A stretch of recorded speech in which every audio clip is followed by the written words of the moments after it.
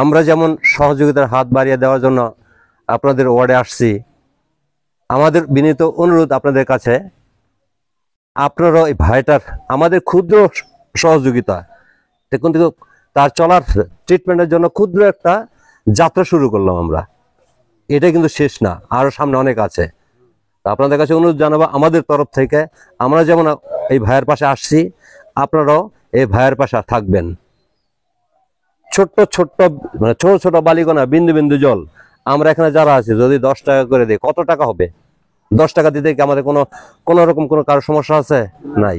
আমরা এইটুক সঞ্চয় যদি আমাদের ভাইটার জন্য ইয়ে করি, যদি দেই, আমাদের কিন্তু এই ভাইটার অনেক অনেক উপকার হবে। তো পরিশেষে এটাই বলতে চাই আপনাদের কাছে, দীর্ঘায়ু করব না, আমাদের ভাইটার পাশে আমরা যেন সবাই একত্রিত হয়ে থাকি। মহতি উদ্যোগ নিয়েছে, সর্বপ্রথম তাদেরকে এ ব্যাপারে আমি মোবারকবাদ জানাচ্ছি।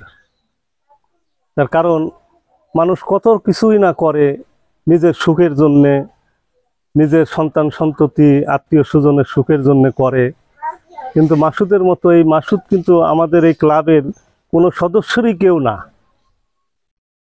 কিন্তু তারা ছুটে এসেছে তাকে একটু সহযোগিতা করার জন্য। শান্তির দিতে পারি, আমি যদি মাথায় হাত বুলাই নিশ্চয়ই সে মনে করবে এই মানুষটা আমার মাথায় হাত বুলাচ্ছে, সে কিন্তু বিছানাগত। এই যে মানবিক গুণ, এই মানবিক গুণ যদি আমাদের ভিতরে আমরা আনতে পারি, তাহলে এই সমাজে চরম একটা শান্তির সুবাতাস বইতে থাকবে। সে আমার শত্রু হতে পারে, সে আমার বন্ধুও হতে পারে, সে আমার কেউ নাও হতে পারে, তারপরেও যদি আমরা এই মানবিক গুণের কারণে যদি আমরা তাদের সেবা শুশ্রূষা করতে যাই বা করি, তাহলে এই সমাজে শান্তি আসবে। তাই সমাজের শান্তি শৃঙ্খলা সবকিছুর বিষয়ে কাজ করতে হলে মানবিকতা থাকতে হবে, আমাদের মানবিকতা।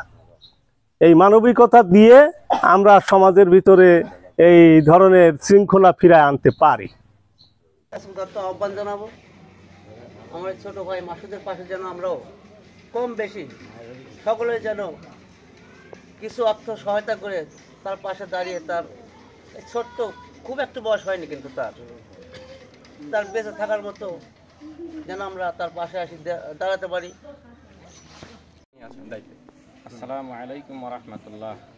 আউযু বিল্লাহি মিনাশ শাইতানির রাজিম। বিসমিল্লাহির রহমানির রহিম। উপস্থিত বনপাড়া পৌর ক্লাবের সম্মানিত সভাপতি, সেক্রেটারি এবং অন্যান্য সদস্যবৃন্দ এবং অত্র এলাকার গণ্যমান্য ব্যক্তিবর্গ, মুরব্বিয়ান ইকরাম, সবার প্রতি রইল সালাম, আবার আসসালামু আলাইকুম ওয়া রাহমাতুল্লাহ। আমরা আজকে পৌর ক্লাবের উদ্যোগে যে সহযোগিতার জন্য আসছি, এটা আসলে এই সামান্য সহযোগিতা দিয়ে আমার মাসুদ ভাইয়ের হয়তো তেমন কোনো উপকার আসবে না।